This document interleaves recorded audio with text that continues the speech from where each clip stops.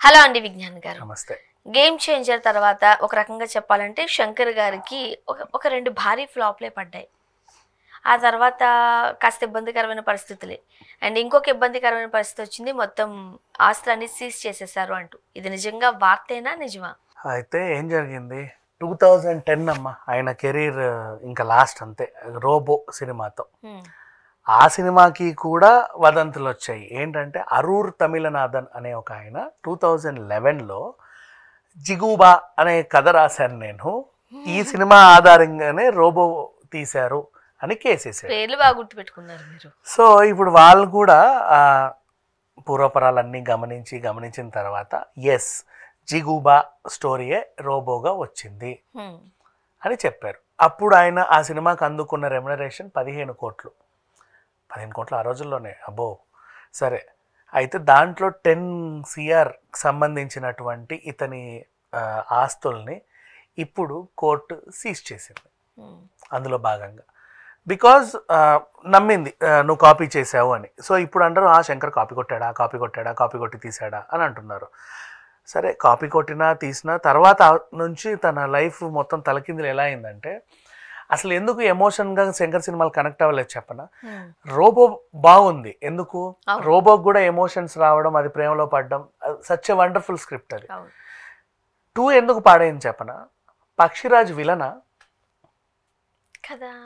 Pakshiraj villain కాదు మా, పక్షుల కోసం సెల్ ఫోన్ టవర్స్ వేస్తే వాటి కోసం పోరాడుతున్నాడు. అతన్ని రోబో చంపడం ఏంటి? అక్కడ ఎమోషనల్గా మైనస్ అయింది. పక్షిరాజ్ మనకి ఎమోషనల్ కనెక్ట్ అవుతాడు, తన ఫ్లాష్ బ్యాక్ అవన్నీ చెప్పి ఇతను ఒక మంచి కార్యం మీద పోరాడుతున్నాడు అని చెప్పావు. ఒక మంచి కార్యం మీద వెళ్ళే ఆయన్ని ఎంకరేజ్ చేయాలి రోబో, కానీ తన వైపు నిలబడాలి. అతన్ని చంపడం ఏంటి? 0 పోయింది. నెక్స్ట్, పక్షిరాజ్ని చంపడమే రోబోకి పెద్ద మైనస్ పాయింట్ యాక్చువల్గా చెప్పాలి అంటే. Now again Indian two cinema నువ్వు ఏం చేసావు? దేశంలో అల్లకల్లోలం జరుగుతుంది, మళ్ళీ ఆయన రావాలి, పిలిచావు రా ఇండియన్ అని. వచ్చిన తర్వాత కుటుంబాల్లో కలహాలన్నీ మొదలయ్యాయి. కారణం నువ్వే, గో బ్యాక్ ఇండియన్ అన్నావు. నువ్వు ఎందుకు పిలిచావో తెలియదు, ఎందుకు పొమ్మన్నావో తెలియదు. పోనీ ఏమైనా ప్రాబ్లమ్స్ అన్నీ సాల్వ్ చేసావా? పార్ట్ 3లో చూపిస్తా అన్నావు. అంటే క్లైమాక్స్ లేకుండా తీసిన సినిమా అది. క్లైమాక్స్ లేని సినిమాకి ఇప్పుడే కాదు ఎప్పుడు కూడా ఆదరణ అనేది ఉండదు. నెక్స్ట్, గేమ్ చేంజర్లో కూడా నువ్వు ఇదే ఎమోషన్స్తో ఆడుకున్నావు జనాలతో. నువ్వు గేమ్ చేంజర్ చూసావుగా? చూసా. ఇప్పుడు చూడు చెప్తా. అంజలికి ఎందుకు మెడవంకర పెట్టావో తెలియదు, ఎందుకు పెట్టావు? యాక్చువల్గా చెప్పాలంటే ఒకటి చెప్తాను నేను, అలా చూసుకుంటే వెళ్తే మన మెడవంకర వెళ్ళిపోద్దా ఏమో, వాట్ ఎవర్. అదే నువ్వు ఎమోషనల్గా బాగానే చెప్పావు. ఎమోషనల్గా నేను చెప్తా, పాజిటివ్గానే తీసుకుందాం కాసేపు. ఒక షాక్లో ఇలా ఉండేసరికి ఆ షాక్తో నరనరాలన్నీ ఒకేసారి మొగుడు చావు, పిల్లోడు పోవడం, ఆ షాక్ నువ్వు తేరుకోక అట్లా అయిపోయింది అనుకుందాం, డన్. దానికి నువ్వు అంత బరువు అయిన పాత్రని క్రియేట్ చేసావు కదా, అదే ఎమోషన్ని మళ్ళీ సునీల్కి కామెడీగా పెట్టావు అదే సినిమా. అదే కదా, ఎందుకు? ఇప్పుడు నీ ఎమోషన్ ఎలా కనెక్ట్ అవుతుంది? ఇప్పుడు దాని వల్ల ఏమి, ఫర్ ఎగ్జాంపుల్ ఒక రకంగా చెప్పండి, సునీల్ గారితో పెట్టి ఆపేస్తే బాగుండేది, ఎందుకంటే మంచి కామెడీ ఉంది, అది మనం నవ్వుకున్నాం. అది అంజలి గారికి పడడం వల్ల వచ్చిన లాభం ఏముంది?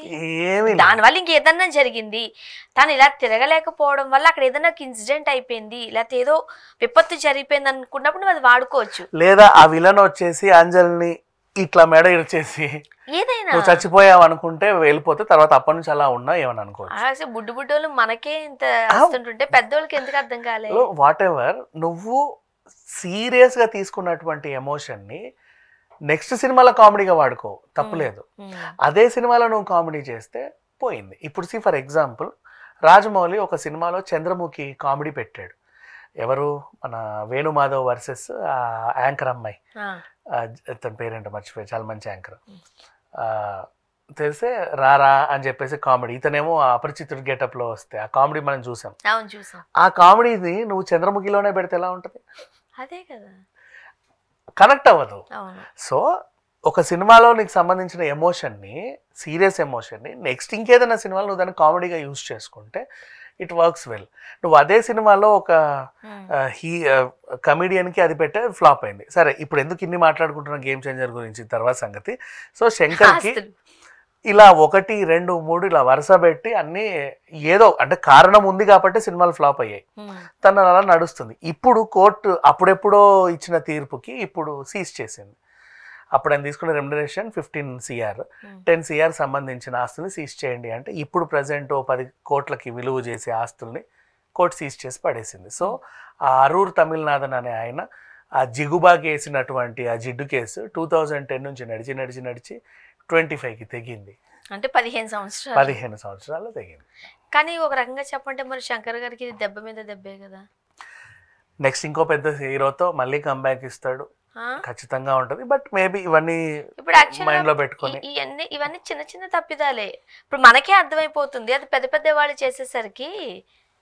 కానీ ఎంత కాదన్నా శంకర్ మీద ఒక సాఫ్ట్ కార్నర్ ఇప్పటికీ అందరికి ఎందుకు ఉందంటే ఆయన ఏ సినిమా కమర్షియల్ గా తీసినా కూడా ప్రతి సినిమాలో సామాజిక స్పృహ, జనాలకు ఏదో మెసేజ్ ఇవ్వాలనే ఉంటది.